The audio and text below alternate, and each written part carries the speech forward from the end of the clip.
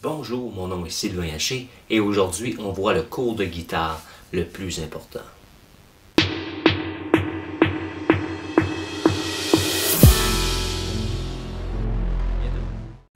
Alors jusqu'à maintenant, la plupart des concepts qu'on a vus comme le rythme, la division de la pulsation, la formation des accords, les formules d'harmonisation qui s'en viennent que vous n'avez peut-être pas encore vues, ça s'applique généralement à tous les instruments. Maintenant, ce qui s'applique spécifiquement à la guitare seulement, allons-y. Alors, pour commencer, est-ce qu'on reconnaît la forme de C? On a ici, on a la grosse corde de la guitare, la deuxième plus grosse, la corde de Ré, la corde de Sol, la deuxième petite corde et la petite corde. On a les frettes dessinées comme ceci. On reconnaît la forme de Do, le troisième doigt ici, le deuxième doigt ici, une corde ouverte et le premier doigt juste ici, et la corde ouverte. Vous savez peut-être aussi que vous avez le droit de mettre votre quatrième doigt sur la petite corde, c'est la troisième frette, sur la forme de Do. La partie la plus importante à comprendre pour la guitare, pour se sauver, d'arrêter de jouer toujours dans les 3-4 premières frettes et aller plus loin, jouer n'importe quoi. Il faut réaliser que ça ici, on vous a menti, ce n'est pas l'accord de Do, mais c'est bien la forme de Do, et elle est présentement jouée sur la note Do, donc ça donne l'accord de Do. Ce qu'il faut comprendre, exemple, c'est si on prend un capo et on met la première frette et on déplace chaque troisième frette. Maintenant, oui, nos doigts sont en forme de Do, mais l'accord produit n'est plus un accord de Do. C'est un accord de Do dièse. Facile. Si on monte encore d'une frette, on déplace le capo, on déplace tout. Vous voyez que vos doigts sont encore dans la forme de Do, mais l'accord produit par l'instrument est un Ré. Et ainsi de suite, partout. Donc, tous les accords de base que vous savez sont en fait des formes d'accords qu'on va utiliser pour se déplacer n'importe où et jouer n'importe quelle partie qu'on entend dans les chansons. OK? Ça, c'est la première étape, de comprendre ces formes-là. Voyons maintenant la deuxième étape. On retourne dans l'accord de Do. On a l'accord de Do ici. OK? Qu'on peut voir le petit doigt si on veut. Et des fois aussi, dans le Do folk, des fois, souvent, ils vont faire comme ça. Vous l'avez sûrement déjà vu aussi. La raison, c'est parce que, encore là, tous mes étudiants le savent, ils connaissent leurs notes partout, donc vous savez que ça, c'est un Sol. C'est pour ça qu'on peut aussi mettre le doigt ici, c'est interchangeable. On va recommencer avec le, comme ça, la forme de Do. La prochaine étape, oh, vous ne voyez pas à la caméra. Et voilà. La prochaine étape, c'est... Mettons, on s'imagine, ici vous voyez comme une ligne de contact qu'on pourrait appeler la fin de la forme de l'accord de Do. Sur cette ligne imaginaire de contact, il va y avoir un autre accord de Do qui va commencer, mais dans une autre forme. Vous avez entendu parler du Cage System. L'ordre des lettres C, A, G, E, D, quelle lettre vient après le C? C'est le A. Ce que ça veut dire, c'est que immédiatement sur la zone de contact de la fin de l'accord de C, il va y avoir l'accord de A qui débute. Alors, est-ce que vous reconnaissez ceci comme une forme d'accord de A? Bien sûr que si.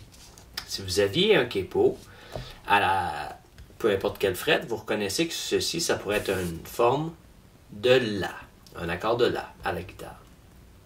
Alors, puisqu'on l'a fait comme ça ici, on est parti de la forme de Do, la forme de C, il y avait une ligne de contact imaginaire. À partir de la même note qui serait ici, de la ligne imaginaire, si on fait la forme de La ou la forme de A, on a toujours le même accord qui est produit, qui est un accord de C, un accord de Do. Alors, on est parti d'un Do ici, contact avec un Do là, maintenant. Et ainsi de suite. Si on va maintenant à la ligne de contact, la fin de la ligne de contact de celui-là ici, OK?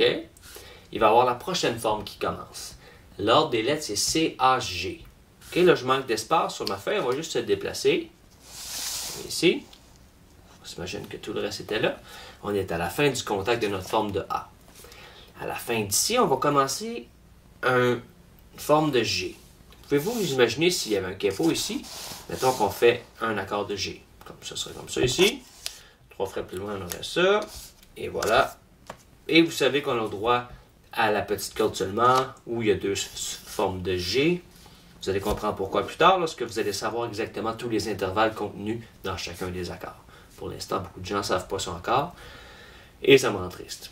Alors, ce qu'on va faire, ce serait comme ceci. Là, vous voyez qu'on est parti de la forme de A, qui serait les trois doigts qui étaient ici. C'était la fin de la forme, la contact, et quand on suit, ça se trouvait être la forme de G qui continue. À ce moment-là, notre note tonique, notre note C serait ici. On a l'octave. Ça serait aussi un autre octave. Mes étudiants sont supposés savoir ça partout. La quinte et la tierce. Et l'octave de la quinte. Maintenant, si on fait la même chose, si on va à la fin de cette forme-là, on met un capot ici, ce serait le début de la prochaine forme. L'ordre des lettres, c'est C, A, G, E. Donc, on aurait une forme de E. Je manque de place, on va se déplacer ici. C'est comme ça ici. On est à la fin de notre forme de G. Le G de ce côté-là. On arrive à la fin. Ça serait le début d'une nouvelle forme. Qu'est-ce qui se passe si on dessine une forme de Mi ici? Une forme de E. Vous avez l'habitude de voir ça comme ça ici. Je pense un peu là. Premier doigt est ici, habituellement pour un Mi. Deuxième doigt et troisième doigt. Et ça, c'est barré. Vous voyez bien, c'est comme un E, un fameux Mi qu'on joue en position verte. Sauf que là, lorsqu'il est situé à la fin de la ligne de contact de l'accord de G, on avait suivi, on est parti de C, on a fait le A, on a fait le G, on est rendu au E, forme de E. On va toujours avoir joué le même accord. On est parti de Do en forme de Do. Do en forme de C. On est passé à Do en forme de A. On est passé à Do en forme de G. On est rendu à Do en forme de E. Partout sur la guitare. On est rendu à la 8e fête, on est rendu plus loin. C'est le même principe. Quelle est la fin de la zone de contact de notre forme de E? Si je viens ici, la fin de la zone de contact, c'est C-A-G-E-D. C'est pour ça que ça s'appelle le Caged System, ou CAGED, c'est un acronyme. On est rendu à la fin, il va avoir la forme de D. Pouvez-vous me dessiner un D? Encore là, on manque de place, on est ici. Si on se dessine un D à partir d'ici, ça aurait l'air de quoi un accord de D? On sait qu'on va, mettons c'est un capo, on va à la deuxième frette, on va dessiner l'accord de D. Souvent, ça fait penser à ça. On a le deuxième doigt ici, le troisième doigt là. Et le premier doigt juste ici. Ça fait penser à un D souvent. Vous avez sûrement fait dire par votre professeur ou par un livre, il ne faut pas jouer la grosse corde sur un accord de D, mais on a le droit de jouer les deux cordes qui sont ici. Okay? La grosse corde, si on voulait jouer la grosse corde, il faudrait jouer la deuxième frette, puisque l'octave, la corde de Mi, c'est la même note. Donc ça serait ici. Souvent, on joue avec le pouce. Je parais un petit P. Comme ça avec le pouce. Ça, c'est notre forme de D. Si on suit l'ordre, on a fait notre forme de C, notre forme de A, notre forme de G, notre forme de E, et la fin de la zone de contact de la zone de E, on se ramasse avec la forme de D.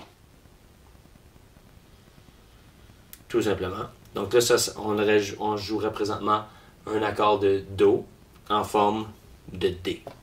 Et pour la prochaine zone de contact, la fin de cette zone de contact, si on garde cette forme-là ici, OK, on va se déplacer parce qu'on manque de place. On va se déplacer comme ça ici. On est rendu à la fin de la zone de contact. Si on regarde ce qu'on a ici comme triangle, OK, on va ça comme zone de contact. Et on rajoute, on va barrer ici. On met le premier doigt. On garde ces deux-là qui sont barrés par un capo ou par un index. Et ça recommence du début. Vous reconnaissez le triangle, je vais vous mettre ça ici pour bien voir. Là. Vous reconnaissez le triangle du D qui se trouve être en fait la base d'une forme de C. Et ça, c'est le grand secret de comment les accords s'imbriquent sur une guitare et comment ça recommence. On a une forme, l'autre forme arrive, clic, et ainsi de suite, et ça recommence. Tout le long de la guitare, sans arrêt. Et à partir d'ici, on va recommencer la même séquence jusqu'à la suite. Quand vous comprenez ça, et qu'on allie ce savoir-là, cette connaissance de la guitare, à la connaissance des intervalles contenus dans l'accord, Et on multiplie ça par la connaissance des formules des accords mineur, majeur, majeur 7, diminué, augmenté, dièse 11, bémol 9, suspendu 2, suspendu 4. On peut jouer n'importe quel accord à la guitare, dans n'importe quel contexte, à n'importe quelle position, dans n'importe quelle frette. Et quand on met ça à l'exposant du rythme, qu'on connaît nos subdivisions rythmiques, divisé par 2, divisé par 3, divisé par 4, ou les triolets, les croches ou les doubles croches, et que la main droite fait la bonne division rythmique, on peut jouer n'importe quelle partie de guitare qu'on entend dans n'importe quelle chanson. Et la vie est belle. Alors, prière de vous abonner à cette chaîne et partager à vos amis si vous pensez que ça peut les aider. Au plaisir et à bientôt.